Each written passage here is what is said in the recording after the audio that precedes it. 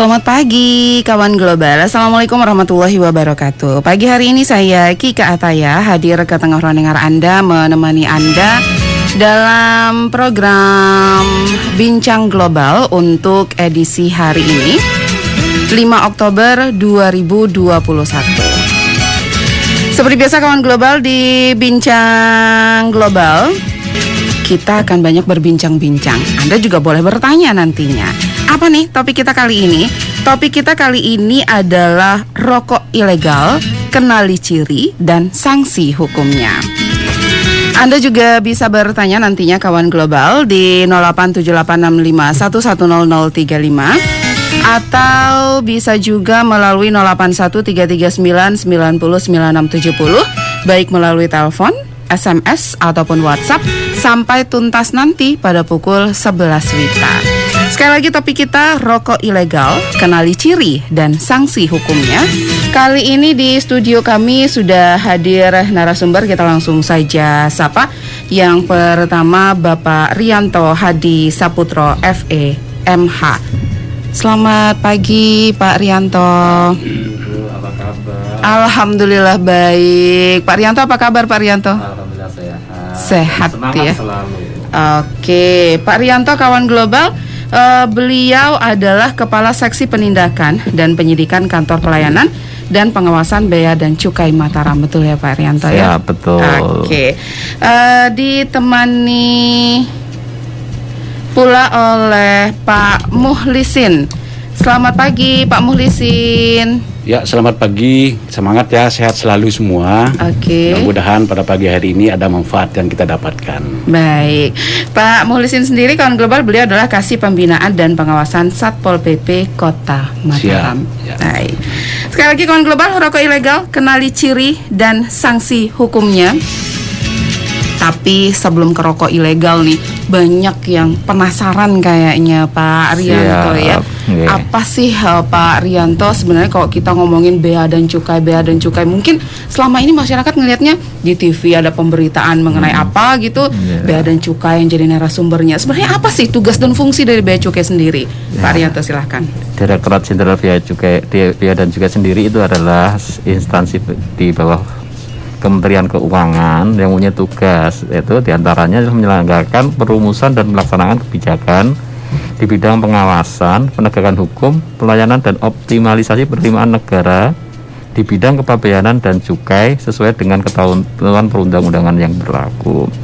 Sedangkan bea cukai sendiri itu ada 4 fungsi, diantaranya yaitu trade facilitator, industrial assistant, community protector, dan revenue collector. Dan untuk fungsi yang biasanya kita jalankan terkait dengan rokok ilegal ini adalah community protector dan revenue collector itu.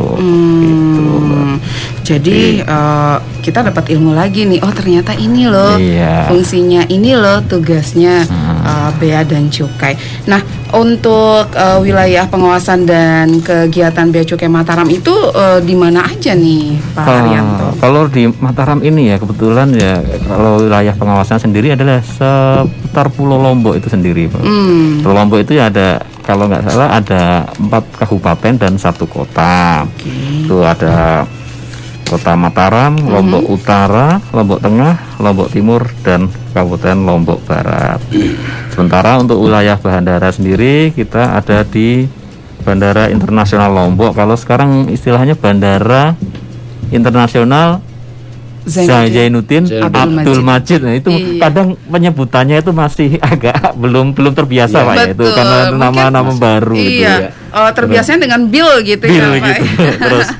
Terus untuk kantor pos bea dan cukai sekarang mulai bulan Agustus kemarin kita udah nggak ngawasin karena ada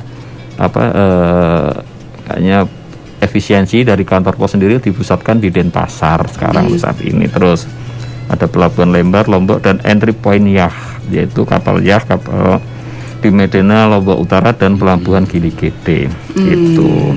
Baik. Nah, terkait dengan rokok ilegal ini, tugas dari Satpol PP seperti apa sih, Pak Muhlisin? Ya, makasih. Jadi sesungguhnya kalau Satpol PP itu tugas pokoknya adalah untuk menjaga ketentraman dan ketertiban umum di Kota Mataram.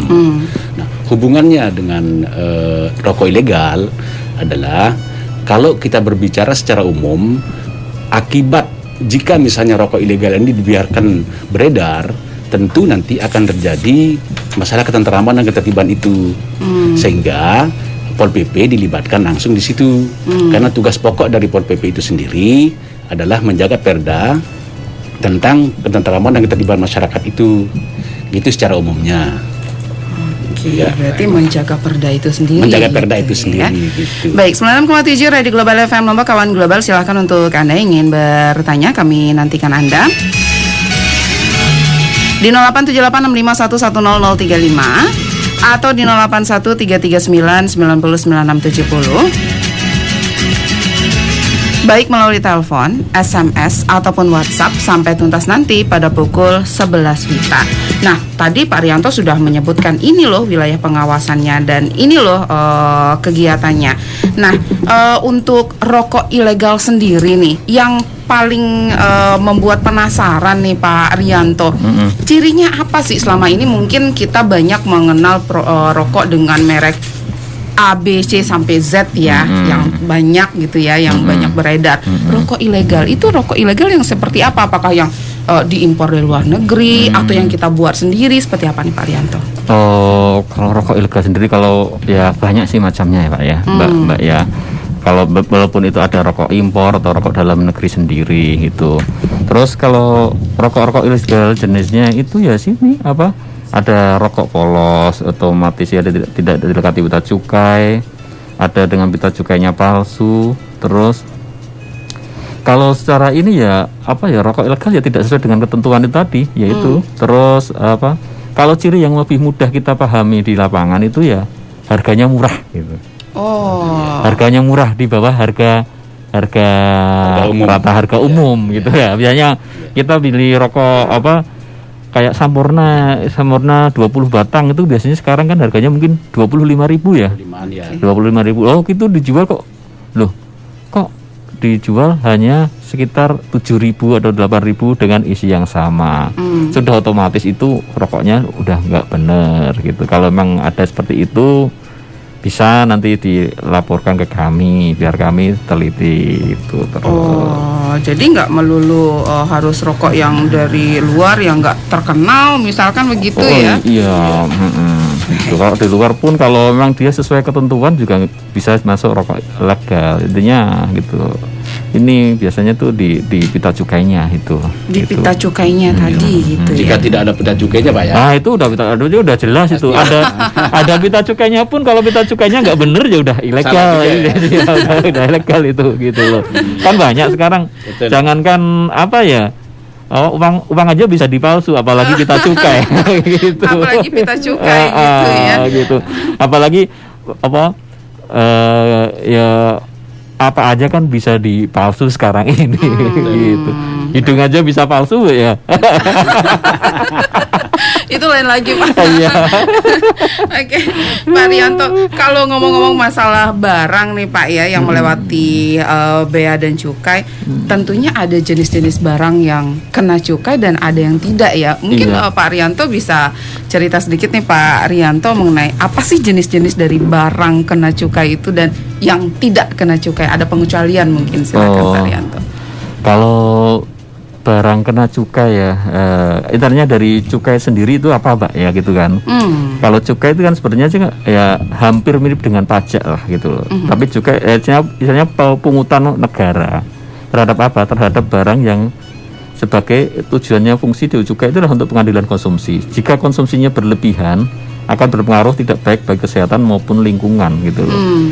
Sedangkan jenis-jenis barang kena cukai sendiri sesuai dengan Undang-Undang Nomor 39 tahun 2007 itu ada etil alkohol, terus minuman mengandung etil alkohol dan hasil tembakau gitu. Terus hasil tembakau itu banyak Mbak gitu. Hasil tembakau banyak ya? Iya. Kira cuma lembaran-lembaran tembakau. Enggak. Jadi kan produk tembakau itu kan banyak gitu. Ada yang cair juga loh itu. Ada yang cair juga. Bukan hanya padatnya aja, bukan hanya isap. Iya, bukan hanya diisap. Kayak yang sekarang itu dari ekstrak tembakau itu yang vape itu loh, yang untuk vape itu juga termasuk. Jadi Kalau kayak rokok itu istilahnya kita berarti sigaret gitu. Oke. Ada sigaret kretek mesin, terus sigaret putih mesin, sigaret kretek tangan, sigaret putih tangan, dan yang paling banyak di Lombok ini, Mbak, ternyata saya baru tahu, Apa itu? tembakau iris Tembakau iris. atau tis kalau orang bilang gitu. Oke. Ini memang Lombok ini penghasil tis banyak lah, misalnya banyak pabrik tis yang ada di sini itu. Betul. Gitu. Mereka jual di pasar gitu ya dengan Ya, bungkus tradisional gitu. Ya banyak tisnya bisa, kalau di Lombok ini ada yang dijual ke antar pulau gitu. Tapi kalau yang udah besar dan penerimaan untuk dari tis sendiri itu juga udah tinggi Sudah tinggi? di sini gitu, Mbak. Baik, Gitu. baik. Ini berarti kalau TIS sendiri ini termasuk dari pengecualian ya, Pengecualian gimana itu maksudnya? barang kena cukai. Enggak, dia Enggak. kena cukai juga. Kena cukai juga. Oke, baik, silakan kawan global untuk Anda yang ingin bertanya, kami nantikan Anda di 0878511035 atau di 081339996070. Baik melalui telepon, SMS ataupun WhatsApp. Sekali lagi, topik kita adalah rokok ilegal, kenali ciri dan sanksi hukumnya. Jangan kemana-mana, tetap di 96,7 Radio Global FM Lombok.